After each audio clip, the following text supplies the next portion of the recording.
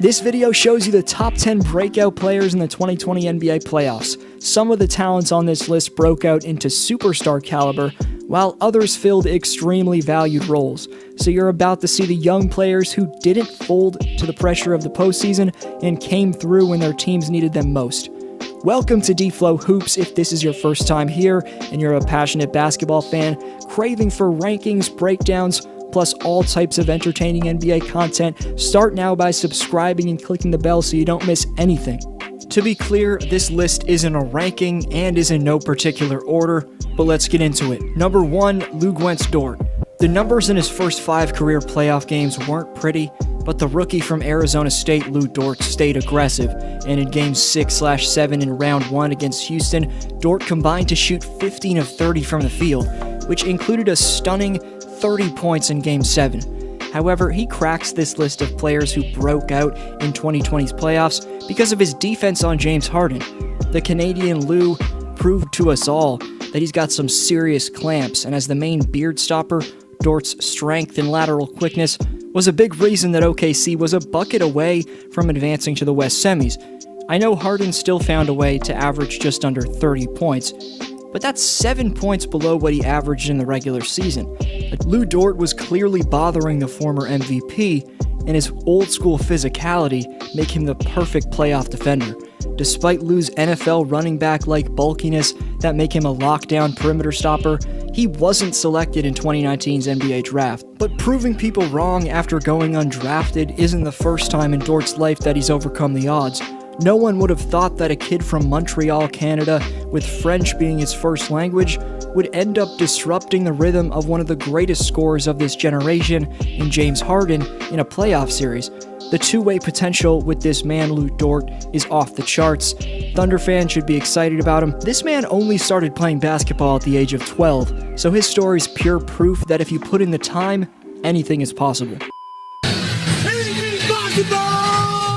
Number 2, Duncan Robinson. From playing Division II college basketball at Williams to playing in the NBA Finals, the journey for Duncan Robinson has come full circle.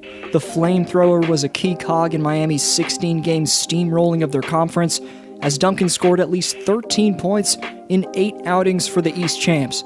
But putting this all in perspective, 7 years ago in 2013, Robinson's freshman year in the NCAA was spent at the unknown school of Williams. Duncan averaged 32 points per game at Williams in D2, which earned him a scholarship to the University of Michigan.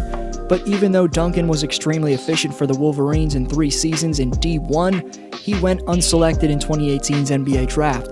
The fact that nowadays Robinson's spacing the floor out for one of the best organizations in the NBA on their way to a title is an incredible story. Number 3, Jaylen Brown. In the conference finals, Jaylen upped his three-point percentage from the semis by 27% and his field goal percentage by 12%. That should prove to you that Jaylen Brown's a bona fide all-star and a rising superstar in this league.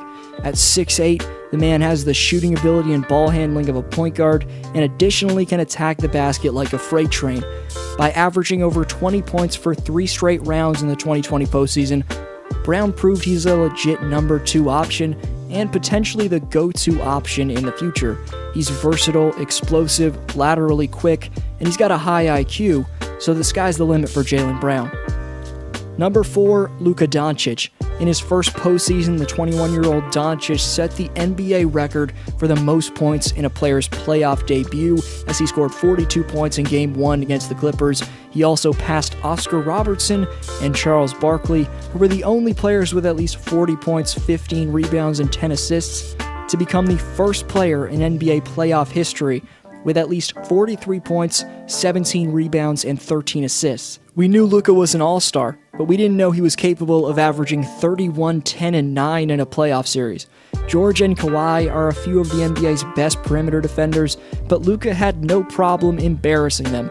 The Slovenian Phenom's got a flair for the dramatic, and the 2020 playoffs was only the first chapter in Doncic's growing legend. Number 5, Tyler Herro. No moment's too big for the Kentucky Wildcat product Tyler Herro. This man etched himself into the history books with a blistering Game 4 performance, scoring a career-high 37 points. I covered Herro's breakout postseason in a separate video. You should watch that after this. but some of you in the comments section were relating him to Stephen Curry, or relating his potential to Stephen Curry. I think that's a bit extreme, but you have to remember this man's 20 years old and came up huge on the biggest stage. For most young players, playing without fans in such a tough period for humanity got to them in these playoffs, and they let the pressure get the best of them. Rightfully so. It's been a tough time. But Tyler Herro embraces that pressure. He wants to take the shots that either swing games or win you them down the stretch. So Steph Curry will be a tough ceiling to live up to, but because of his handles, shot creating, and ability to step up in the clutch, Tyler Herro can be as good as he wants. The next 5 you can't miss. First, big man gets on the speaks board for saying LeBron's biggest motivation is trying to prove that the real MVP that matters is the finals MVP. Great take. The best answer on the question coming up gets next video shout out. Any answer or regular comment is greatly appreciated. Number 6, Donovan Mitchell. The Spider went off in a 7-game one-on-one battle for the ages with Jamal Murray.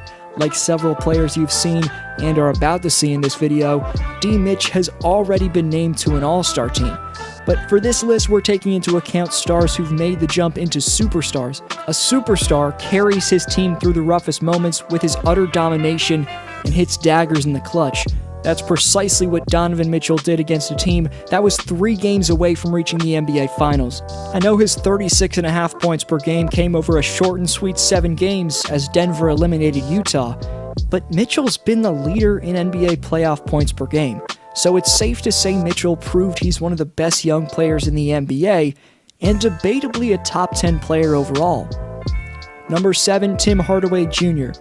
Called upon to be the second scorer with Porzingis' right meniscus tear, Tim put up 18 points per game on solid percentages in the 2020 playoffs. I know he struggled in Game 6, but he was nursing a neck strain and wasn't in his typical scoring role. With 5 games of solid production before Game 6, counted on as a number 2 scoring option and not at 100%. Tim Hardaway Jr. proved that he's extremely dangerous because when he's fully healthy and the third scorer like he's supposed to be instead of the second, you can bet he'll be way more efficient than he just was. Number 8, Jamal Murray. NBA fans are desperate to find a player other than LeBron James to somewhat challenge Michael Jordan's GOAT status, potentially overtake it at some point. Of course, the fourth-year player, the Blue Arrow, just lost to the King in 5 games, but you can't overlook that at the young age of 23, Jamal Murray went on a mesmerizing playoff tear to get past 2 of the best perimeter defenders in the NBA. Before the Clippers took on the Nuggets, Kawhi Leonard was debatably the best defender in basketball. Jamal Murray completely exposed both the Claw and another reputable lockdown defender in Paul George. So you never know how good Denver's Canadian phenom at guard could ultimately become. He broke a ton of NBA records, which I'm going to cover in another 10s list, subscribe for that, but it's clear that Murray has a shot at being one of the best superstars in basketball over the next decade. Number 9, Jason Tatum. Jason's already made the Eastern Conference Finals 3 times, and like Jamal Murray, is only in his 4th pro season.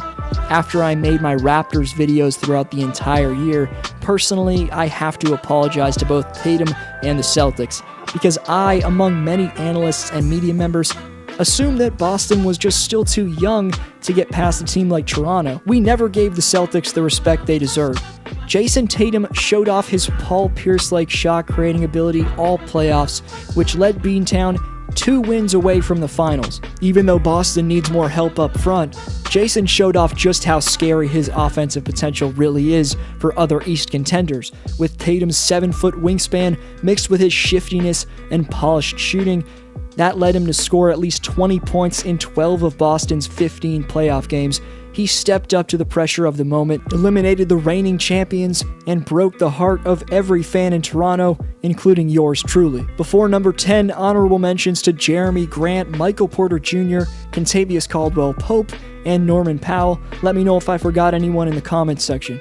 Number 10, Bam Adebayo. Now you're looking at the reason why I just said the Celtics need more frontcourt depth. It's because Bam Bam bullied Daniel Tice and anyone put in front of him all series long. After his utter dominance to lead Miami back to the finals, it's now safe to say that Adebayo is a top 3 center in the NBA. I mean, other than Jokic and maybe Embiid, who could you rank ahead of Bam at his position? In Game 6 of the conference finals, to lead the Heat to a decisive closeout win over the Celtics. Adebayo posted 32 points, 14 rebounds, and 5 assists while shooting 11 of 15 from the field. Bam was named to the 2020 All-Star team, but no one thought he was a superstar. Unfortunately, Bam got hurt in Game 1 of the NBA Finals, but he's hopeful to return, and once he does, he could really help the Heat.